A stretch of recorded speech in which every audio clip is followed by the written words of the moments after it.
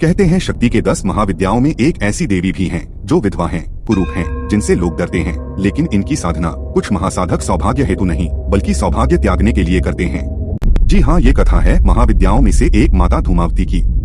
उनकी रहस्यमयी उत्पत्ति हुई महादेव के वियोग की अग्नि से। बात है कैलाश पर एक शांत दोपहर की, जब माँ पार्वती को एक ऐसी असहनीय भूख का अनुभव हुआ जिसे शांत करना असंभव था। उन्होंने महादेव से भोजन मांगा, पर महादेव उस समय गहरे ध्यान में लीन थे और उन्होंने कोई उत्तर नहीं दिया। बार बार पूछने पर भी जब महादेव की ध्यान मुद्रा नहीं टूटी तो देवी की भूख महाक्रोध में बदल गई।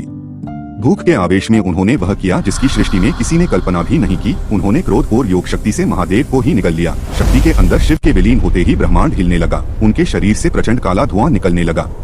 उनका सुंदर सौम्य स्वरूप वृद्ध विधवा में बदल गया। सृष्टि का संतुलन बिगड़ते देख महादेव अपनी योग शक्ति से सती के अंदर से बाहर निकल आए। बाहर निकलकर उन्होंने धुएं से भरे सती के उस कुरूप स्वरूप को देखा। उन्होंने कहा, जिस पति को तुमने अपनी भूख में निगल लिया, आज से तुम उसी के वियोग में एक विधवा का स्वरूप धारण करोगी। तुम संसार के हर त्याग, हर अभाव और हर सूनेपन का प्रतीक बनोगी। तुम धूमावती कहलाओगी। पर यह कोई श्राप नहीं था, यह एक भूमिका थी। माँ धूमावती उस शून्य का प्रतीक है जो सृष्टि से पहले था और प्रलय के बाद रहेगा। वे उस परम सत्य की प्रतीक हैं, जब संसार का हर मोह, हर बंधन, हर सौंदर्य नष्ट हो जाता है, तब भी चेतना अकेली रह जाती है। वे हमें सिखाती हैं कि सबसे गहरे दुख और हानि में भी एक दिव्य शक्ति छिपी होती है, वैराग्य की शक्ति। उनकी पूजा धन या सौंदर्य के लिए नहीं बल्कि हर बंधन से मुक्त होने के लिए की जाती है।